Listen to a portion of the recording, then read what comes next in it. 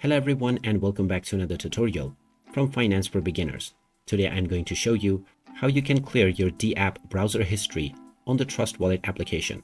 So let's get started right away. First of all, open up the Trust Wallet app on your device and use your biometrics or PIN code to log in. Once you are inside the homepage, in order to clear your Dapp browser history, just tap on the Discover option at the bottom right corner. This will now take you into the browser page. Now you can use the various Dapp URL or the Dapps that are shown underneath to visit various different Dapp sites. Now within this page, your history will also be saved, which can be cleared by tapping on the three dots at the top right corner.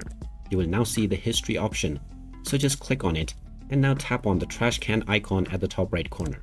You will be asked whether you would like to clear your browsing data, so just tap on the delete button and now your Dapp browser history has just been cleared. And there you have it. That is how easy it is to clear your Dapp browser history on the Trust Wallet application.